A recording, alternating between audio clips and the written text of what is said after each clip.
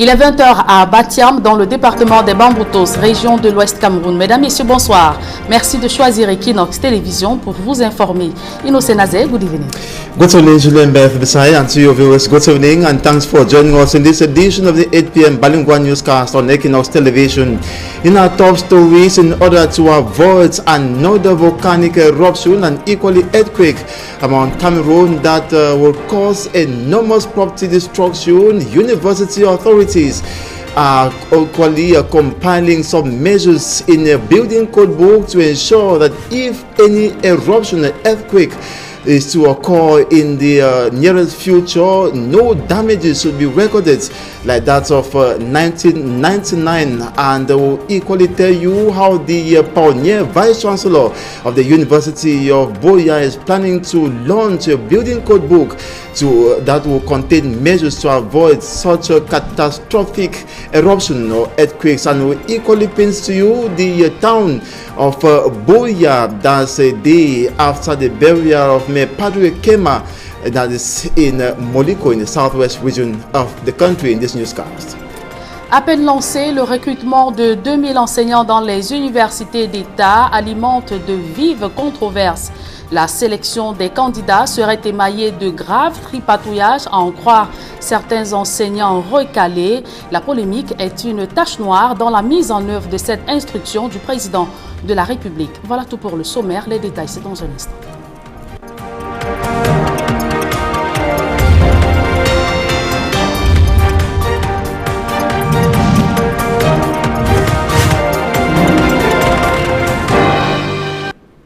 Une fois encore, bonsoir à toutes et à tous. Heureuse de vous savoir devant votre téléviseur pour vous informer sur Equinox Télévision. Nous vous le disions en titre, recrutement de 2000 docteurs PhD au Cameroun.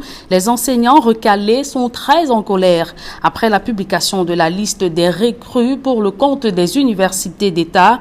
Ils dénoncent de graves tripatouillages dans le processus de sélection. Emmanuel Diop et Gizogo. Les promesses du professeur Jacques Famendongo, ministre de l'Enseignement supérieur, il y a quelques mois au sujet du recrutement des docteurs décidé par le président de la République en faveur des universités d'État, résonnent encore de toute leur force. Cela se fera dans la transparence absolue, dans l'équité et dans la compétitivité scientifique, académique et heuristique. Pourtant, à peine la liste des docteurs recrutés rendue publique que le ministère de l'Enseignement supérieur est envahi par les recalés avec des accusations de tripatouillage. Nous avons compris que ce pourquoi nous avions écrit au président de la République, à savoir le recrutement de tous les docteurs PhD sans emploi des 8 universités d'État et utilisés dans ces universités, n'avait pas fait l'objet de recrutement. Précisément, les recalés dénoncent des recrutements loin des règles fixées. À notre grande surprise, en lieu et place de ces docteurs, c'est des masters, c'est des fonctionnaires et même des étrangers. Loin de décolérer, les recalés campent devant le ministère de l'Enseignement supérieur et promettent d'y rester jusqu'à la résolution de ce problème. Nous avons le droit, nous pensons que nous avons le potentiel, nous pensons que nous pouvons, comme tout jeune Camerounais, contribuer à la construction de ce beau pays que nous appelons le Cameroun et que nous aimons tous. C'est la raison pour laquelle nous ne serions en aucun cas prêts à pouvoir accepter être voués aux gémonies comme c'est le cas. Nous sommes là parce que nous voulons dire, Excellence Monsieur le Président de la République, cher papa, le recrutement que vous nous avez donné, on ne nous l'a pas donné. Nous sommes sans emploi et nous sommes là à l'enseignement supérieur. Alors qu'une marche de soutien des recrutés au ministère de l'Enseignement supérieur serait annoncée, les recalés soulignent leur détermination. Souvenez-vous que nous avions dit tous pour un, un pour tous, et que le contrat sera respecté. À tous les camarades doctorants et étudiants, le combat que nous menons aujourd'hui, c'est votre combat de demain. L'ambiance promet donc d'être électrique devant le ministère de l'Enseignement supérieur ces jours-ci.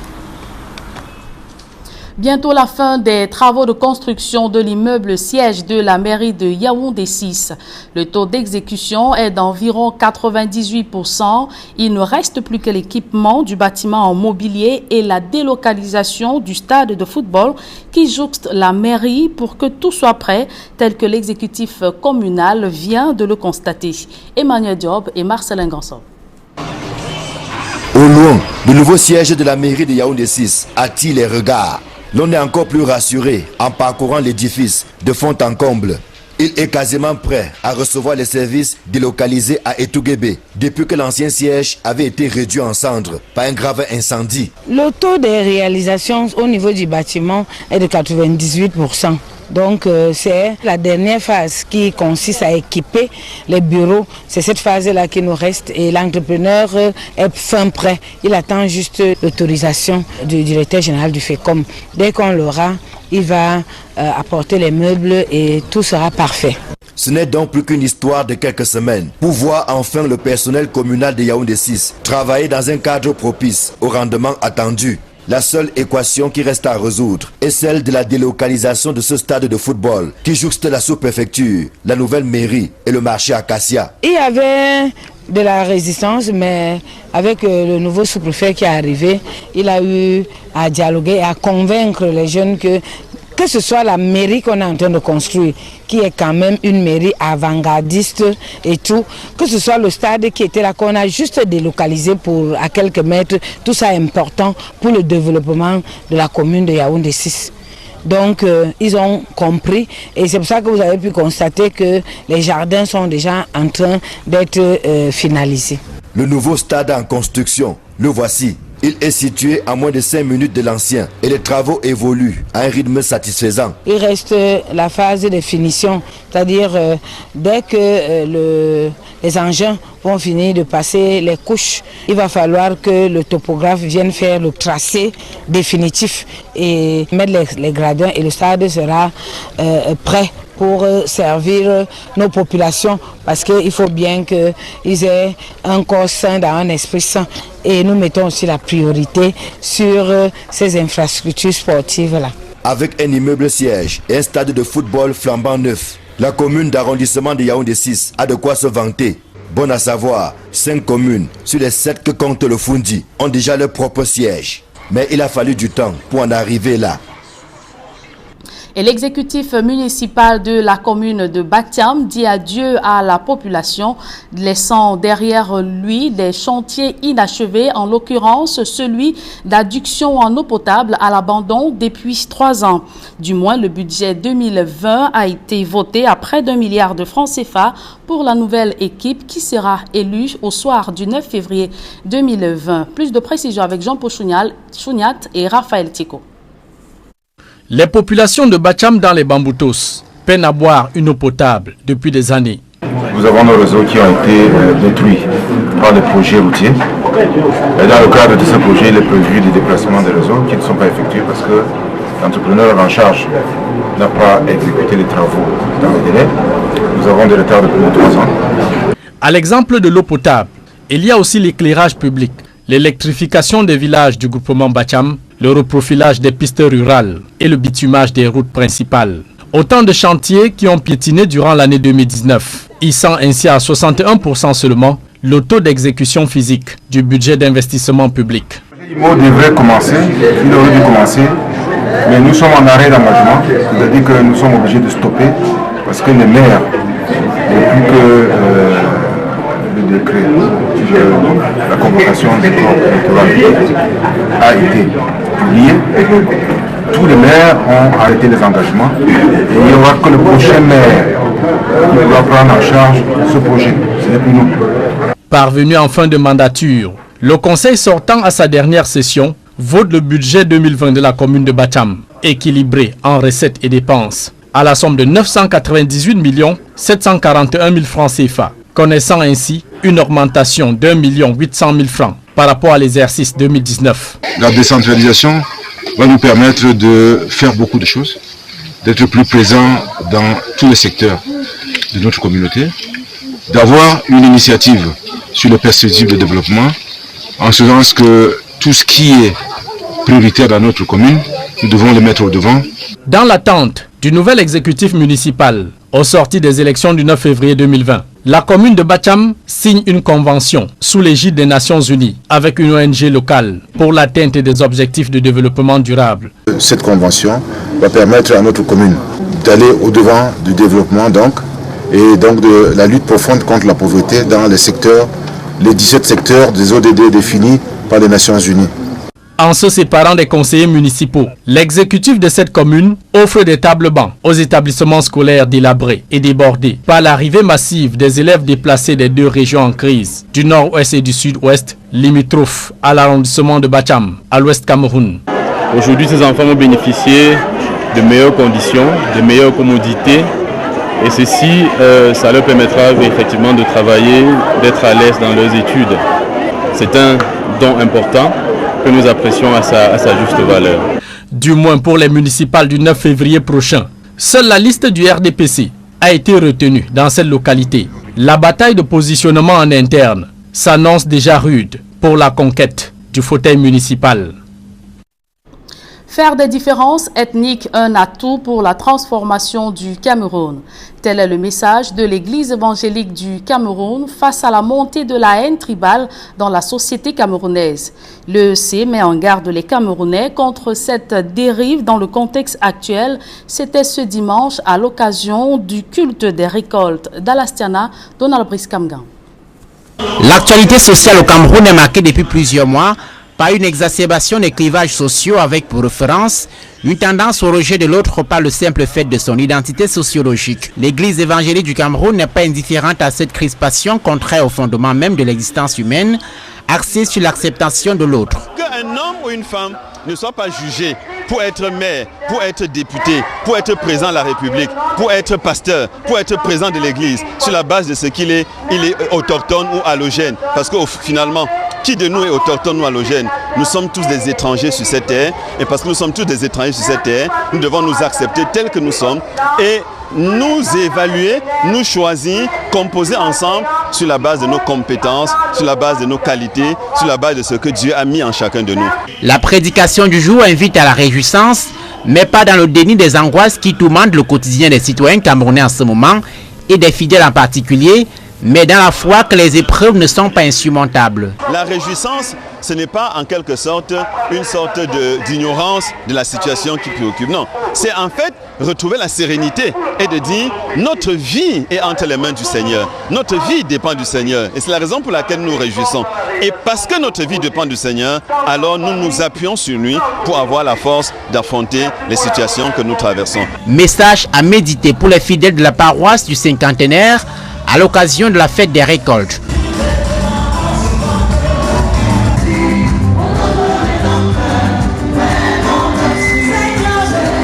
Quelles que soient les preuves, quelles que soient les situations par lesquelles nous traversons, Dieu nous montre qu'il est toujours avec nous.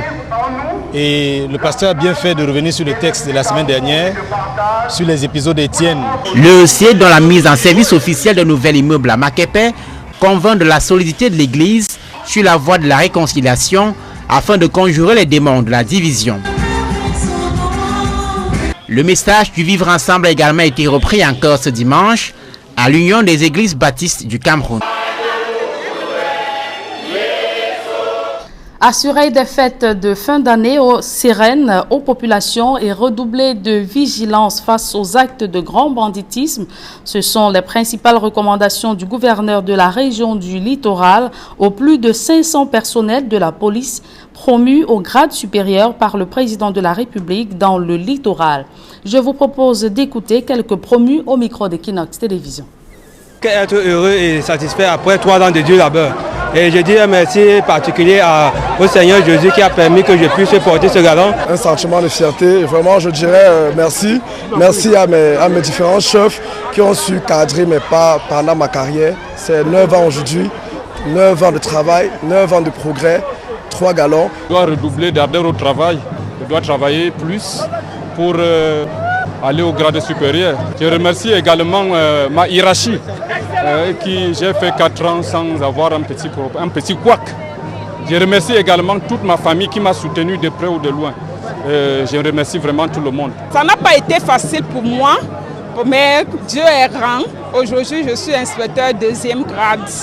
La joie est tellement immense que je ne saurais m'exprimer. Et voilà, nous parlons à présent de sport, championnat d'Afrique des Nations, l'hymne et la mascotte dévoilés. Le palais polyvalent des sports de Yaoundé a abrité hier samedi la cérémonie de dévoilement de ces 2 éléments fédérateurs pour la compétition. La mascotte représente, comme vous le voyez en image, sans surprise, un lion habillé aux couleurs de l'équipe nationale du Cameroun. Cette mascotte porte un dossard 237, indicatif téléphonique du pays, et a pour nom Tara. Notons que la mascotte est issue d'un concours national destiné à choisir le meilleur emblème. Le CHAN 2020 se déroulera du 4 au 25 avril. Les villes de Douala, Yaoundé et Broya abriteront les différentes rencontres.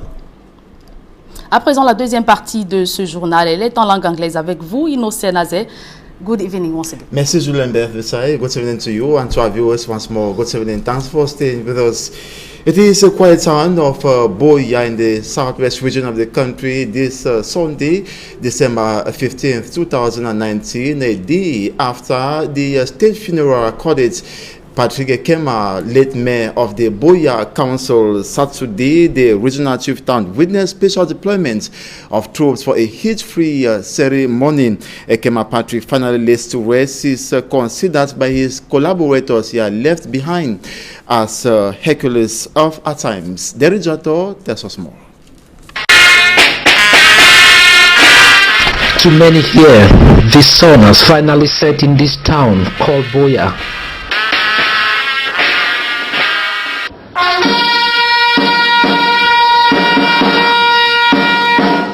Their son, brother, father, friend and enemy will never be seen again. And President Paul Biya, the President of Cameroon, is represented by his Minister of Territorial Administration. Minister Paul Latanganji says him and the late Mayor Ekema Patrick Esunge were birds of a feather.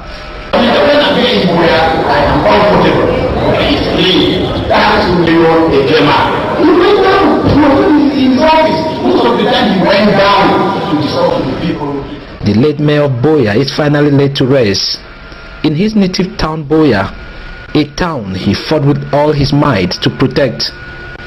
And today the state posthumously decorates him.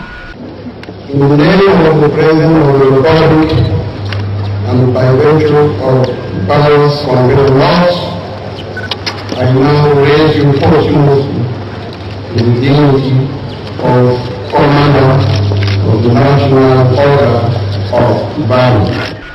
His demise is a great loss. To the bereaved family, we all condone. Like everybody who loses somebody, it is a very sad occasion, especially somebody with the strength of the Lord Mayor, late Patrick Ekema. Ekema, you know, we call ourselves, you know, like you said, twin brothers, who were very close, who were more than close. Actually spent 80% of my time with him. It's devastating to me. Even to my family, it's devastating. Late Ekema Patrick Esunge was a front-line militant of the Cameroon People's Democratic Movement, the CBDM. Observing the attendance of the Cameroon People's Democratic Movement, the CBDM, at this funeral ceremony, the Fako chiefs said their son, who gave all his best for the CBDM party, it is regrettable that at his death, that CBDM party is near absent. If the party cannot celebrate Ekema, then what about you, a commoner who you are not have a post of responsibility, you are not a councillor, nor let me say you have a deputy mayor? Ekema was the hero of the party. He fought to represent our identity. But we, the chiefs of FACO, we are so disturbed that there was no militant with the CPDM uniform in this ceremony. If you look there, you will see a whole signboard CPDM. Nobody came for CPDM because they see some elites said CPDM should not come. That's a man who spent all his life, all his being, all his money for the party. That's a man who used to mobilize the entire FACO tree. But today, there's nobody out. It gives us a thinking thought that we who are not even mayors, if we are not there tomorrow, our party will not recognize us. We thank our head of state because even in his message, he recognized Ekema Patrick as a fervent CPDM man. What has happened to CPDM FACO 3? Why do people take their personal problems and bring it even to the death of such a warrior? So in fact, we the chiefs, we are surprised. We need somebody to tell us why they stopped the party from coming.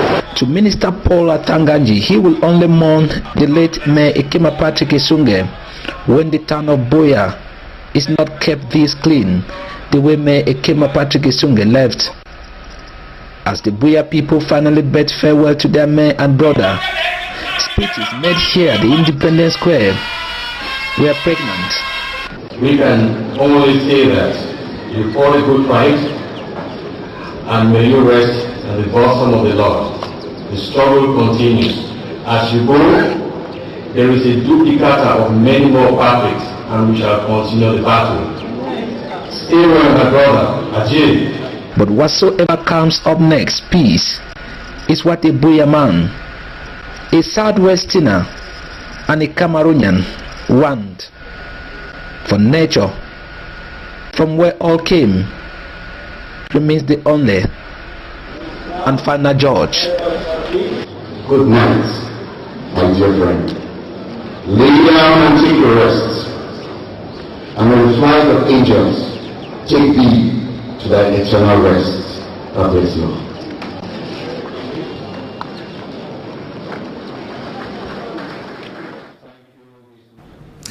And we stay in Buea to talk more about the regional chieftain of the Southwest region known for volcanic eruption.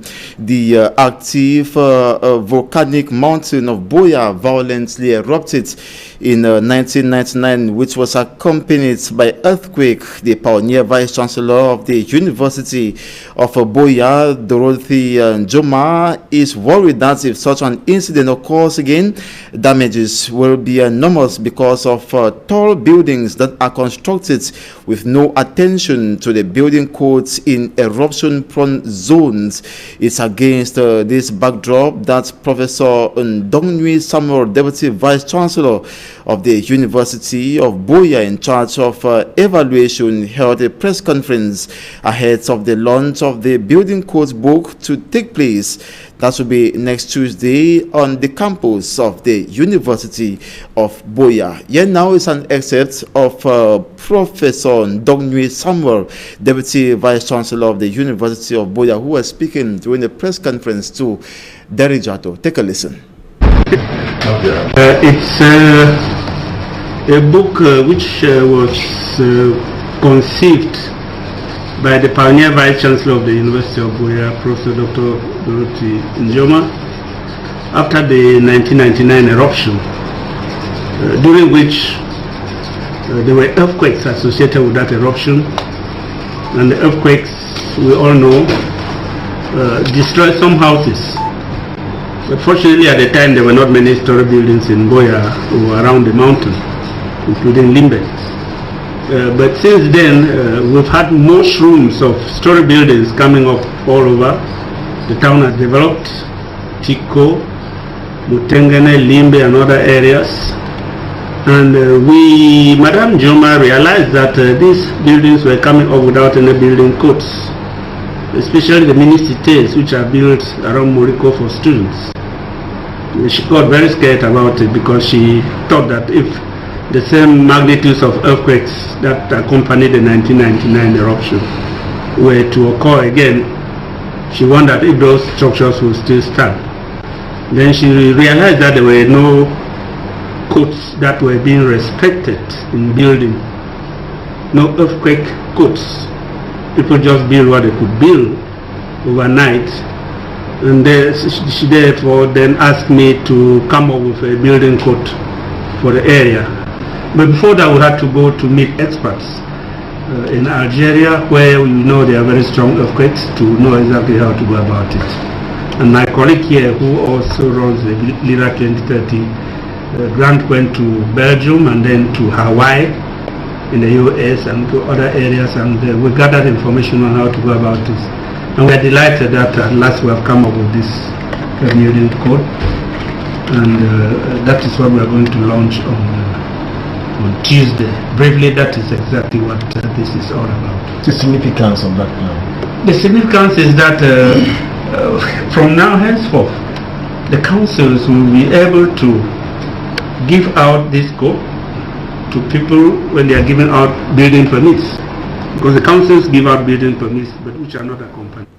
Orientation at all stages of education should be a priority in all universities in Cameroon. Dr. Nyanga Joviv, an academic consultant, was speaking in Buea while orientating some master students on what is expected of them. Derijato reports. Academic experts are putting forth that orientation should be considered the first priority in the university milieu. When you enter a new environment, you're supposed to understand your environment. If you just enter a new environment and you go on to take classes without understanding the things you're to benefit from that environment and your limits in that environment, you may sometimes go out of limits.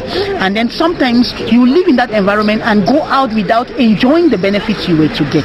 So in an orientation exercise, the students are expected to know how to find their way on campus. At this stage of education, where those who enrolled are considered to be adults or of a decisive age, Dr. Nyanga Judith, an academic consultant of the postgraduate school here at the Biaka University Institute, which is being mentored by the University of Buea, is today orientating these postgraduate students on how to manage their school life, family, and their jobs. This orientation exercise we just did this morning is meant to make students understand the importance of postgraduate programs. It's meant to make students understand the expectations, what they expect to get, and what we expect from them, and what the society expects to get from them at the end of their training. At the end of the orientation session, these postgraduate students of Biaka Institute were relieved, for they have been drilled on how to manage their time. Yes, that's directed me, and I'm so happy. To this fellow, each stage in academics has its own specificities, reason why orientation is of essence at all stages in the academic ladder.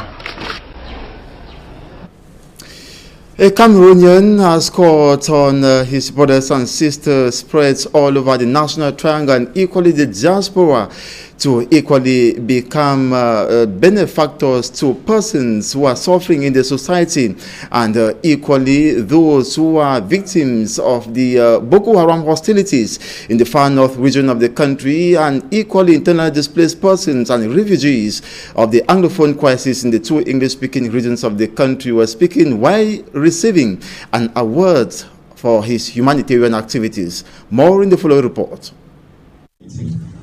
I'm a social entrepreneur. Ndang Suleiman is one of the recipients of the Alpha Community Serverless Empowerment Awards for promoting humanitarianism in Cameroon, notably in conflict-hit zones like the far north, northwest, and southwest regions.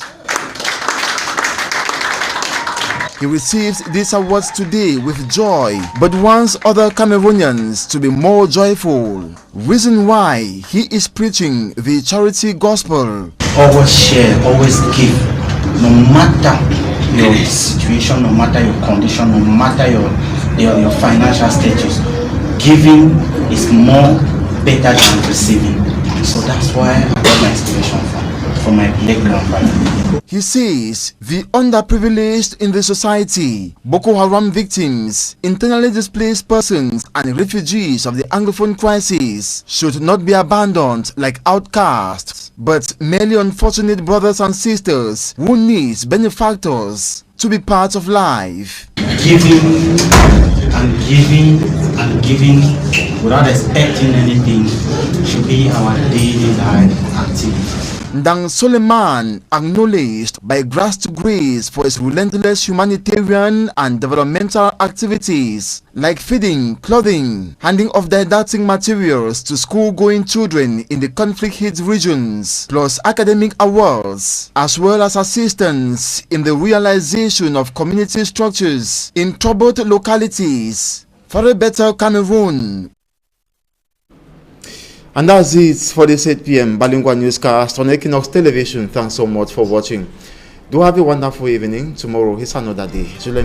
Bonne soirée à vous. Très bonne soirée à vous, Innocène Azé. Mesdames et messieurs, merci de votre aimable attention. Ne manquez pas, juste après ce journal, votre émission La Vérité en face avec comme invité Patrice Amba Sala, ancien ministre camerounais des Travaux publics. Bien le bonsoir à tous.